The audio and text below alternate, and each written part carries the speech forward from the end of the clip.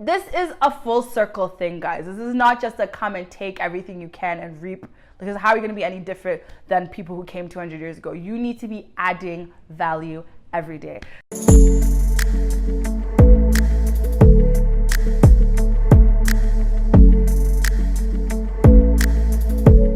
Hey guys, welcome back to my channel where we're all about leveling up, elevating, and living our absolute best lives. And part of that is growing your money, growing your network, growing yourself in your professional field and space. And that includes on the continent, abroad, wherever it may be. So these videos from now on Sundays, instead of how I was doing the moving to Africa, there'll still be a few moving to Africa tips here and there as I think about them, but we're going more into actually developing while on the continent and having your money work for you, as well as creating impactful, meaningful businesses while you're here. So today's video is all about business ideas to start or invest in while here in Uganda. These are a few things that I've been thinking of. I've noticed a lot of people inbox me, send me DMs asking me what they should do, what they should consider. And I was just like, why not just put it in video? So this will be part one. So the first business idea to invest in or consider starting would be apps to make people's lives a lot easier. I know a lot of people aren't really that invested in it within the continent as of yet, but it's growing so much internationally and it's something to consider even on the continent, especially in Uganda. Apps just make people's lives so much easier. Guys, just think about how often you're on your phone, how many times you pick up your phone, and how many times you pick up an app. Just whether it's for entertainment, for deliveries, for ordering, whatever it may be, it always makes your life easier. And there are very many areas that there are apps and they do need improvement, but there's also areas that we just do not have. This particular segment will be more about the apps that definitely could use a lot of help. So when it comes to investing within these apps, really do your research, do your due diligence, obviously. But I would definitely say there's already established apps or very many small apps within Uganda. Just put in money and invest in them. One thing that I noticed that drives me insane to start off my list of ideas is the fact that we do not have 24-hour food delivery. Yeah, I'm starting off with something that seems so small to you guys, but we have such a culture that people go out, they love to enjoy, they love to do stuff, and not everybody has access to vehicles. And to be honest with you, you should not be driving after you've been drinking anyways. So when you're home and you're just like, oh my God, I need something to eat. Literally, I don't understand why you can't get food past 10 p.m., 11 p.m. in Uganda. It's beyond me. Perhaps it's a safety issue. Maybe it's something I didn't do my due diligence and research on, but that's something definitely to consider. If you live here, you'll notice that there's been a lot of food delivery apps that have been popping up and they're great. I'm so happy we even have the option, but a lot of them just need improvement in so many different areas. So even just coming and staying for a month and just seeing like, what is it that they need? What is it that we need improvement on? One thing for sure is customer service. This morning, I was this close to going to find the headquarters of a food delivery app I was using to go and scream at them. Like, guys, I am tired. I'm tired. I don't understand. Like, basic customer service, basic discount codes, it takes very little to make a customer happy. And I was just there like, why is this happening right now? Like, Uber Eats could never. Anyway, there's just so many areas of improvement that are needed. Another big thing would be restaurants. We only have Cafe Java's with its own app that is the most efficient, amazing service, and it's just so streamlined. Like, you don't have to worry, you don't have to wonder when your food's coming, where your money is going. It is like the Tim Hortons of Uganda, and personally, I love it. So we just need more of that. Like, if you're an app developer and you're into doing this, creating these apps for various different restaurants, I do know it takes an investment on the end of the developer as well as the business, but it's just talking to the businesses and convincing them. That's part of being in a business, is really selling your idea and pitching it to people correctly. So we definitely need those areas. Another one I noticed was real estate. It's so difficult to find housing. I don't understand why it's so complicated. Even simple websites. There's been a lot of websites that have popped up. yet they do not service the industry like they need to. We just don't need these many websites. We don't need these many word of mouth vendors when we need a platform to streamline them all together. In Canada, I just go on so many, oh my God. I can't even name them right now because it's been a while, but there's so many little apps or websites and I just can find housing ASAP. I call a number and I'm like, yo, I want to pop up. I'm in the area, I want to check out an apartment. It says you have 2 available. Like, it should be very easy to do that. There's a lot for developers, guys, in UG.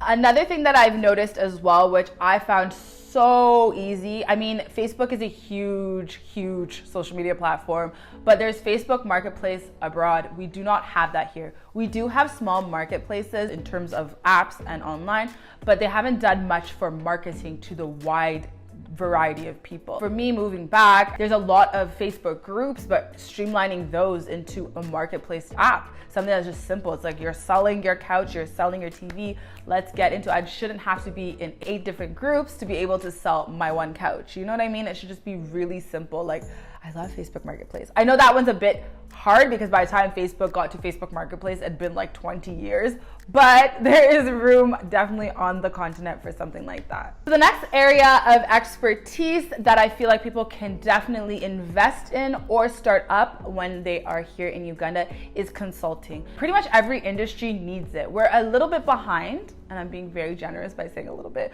We are very behind when it comes to a lot of things when you want to consider us on a global field in every single industry.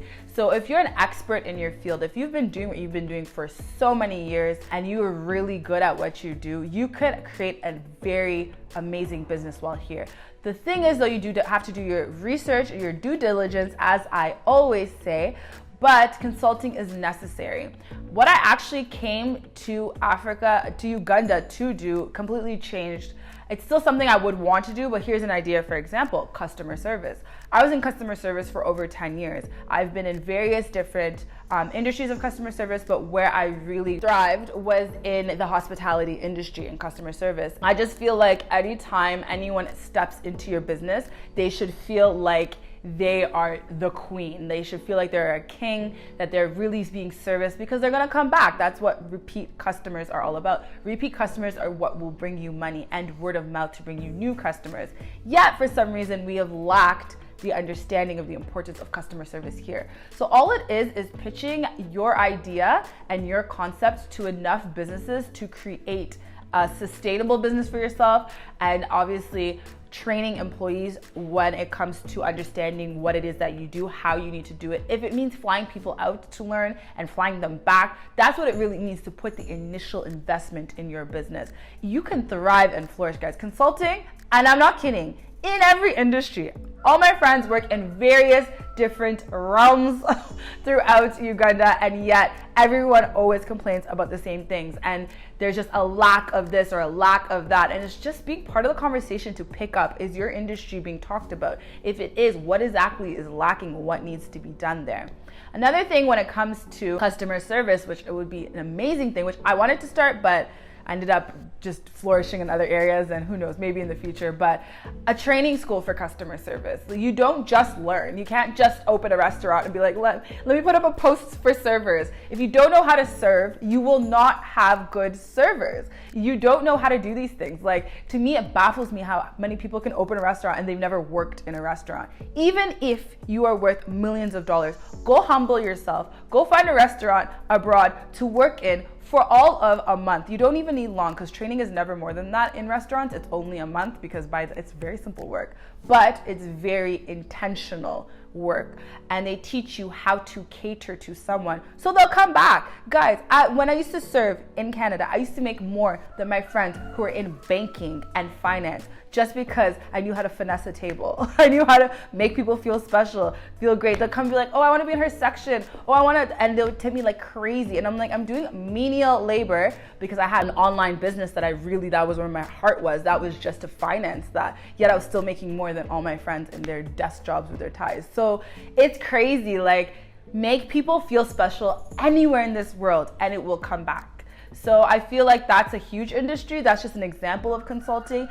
Hospitality, but there's so many more.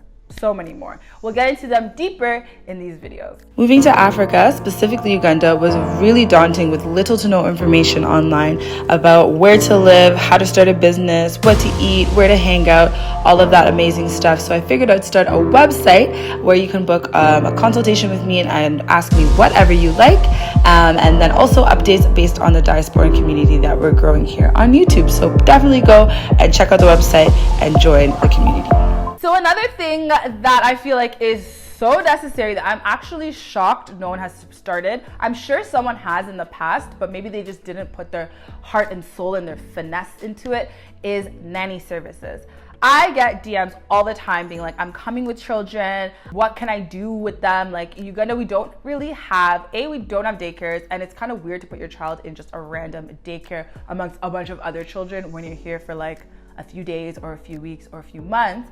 But if it's an established business with high-end nanny services for people who are coming, oh my God, do you guys know the market? There are so many people with children, and this goes for people under 12, because technically speaking, abroad you do not leave your children by themselves if they're under 12. So that's just what you're used to. So you have a whole target market. You could charge per child, you could charge per family, you could do really whatever with that. This really goes to my people who studied, who are teachers, who are in ECE. I see how it fluctuates. I see the instability of the income within those fields. So I feel like there's so much you can do here with that. Like the sky is the limit.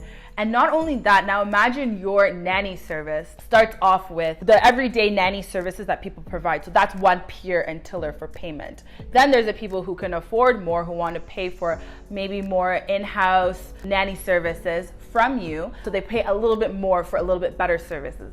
Then there's the kicker, the third one, which I realized we do not have. Yet I remember being in school and there were girls who were going to go do this. We were 18, 19. Au pairs, like literally. Mind you, you do need to have somewhat of an education, so you yourself would have an education, and maybe you can hire out teachers around here and train them to the level of expertise that you would need. But au pairs are not just nannies, they're basically teachers in your house. They teach your children from languages to mannerisms to everything. And if you think about it, if there's someone who's going to be around your child for 24 hours a day, 7 days a week, that's not you, they better be giving the best for your kid. It's more than just changing a diaper. It's more than just feeding and your child just there on the floor. Like, what value are they adding? So now if you target all of these different tiers, you have the entire market. Guys, I can go on and on about nanny services. I don't even have kids yet, but these are the things that haunt me. I'm like, when I have a child, someone's gonna be around that child all the time. What are they saying to them? What are they teaching them? And I would love to travel with the person who's gonna help me with my kid. So they're gonna see the world. They're gonna do all of these things. When my child is asking them worldly questions, what are they answering? You know what I mean? So there's so much, and there's so many teachers here in Uganda, well educated, but no job opportunities. There's a gap. There you go. So that pretty much wraps up today's episode of how to invest and do well in Africa and Uganda, developing in Africa, not just developing Africa. You yourself developing in Africa, and Africa also developing while you're here. This is a full circle thing, guys. This is not just a come and take everything you can and reap, because how are you going to be any different than people who came 200 years ago? You need to be adding value every day. So yeah, thank you guys so much for watching. Please do remember to subscribe, hit the bell notification button. Please comment below anything that you would add. What other areas have you noticed that we need? Stay tuned for part 2 next week for the other areas and businesses and ideas that I have for you guys. And yeah, we're gonna keep these rolling. I just feel like there's so much going on in Uganda, and I'm like, I can't be the only one who sees all this. So let me share it with you. Anyways, I'll check you guys in the next video. Bye guys.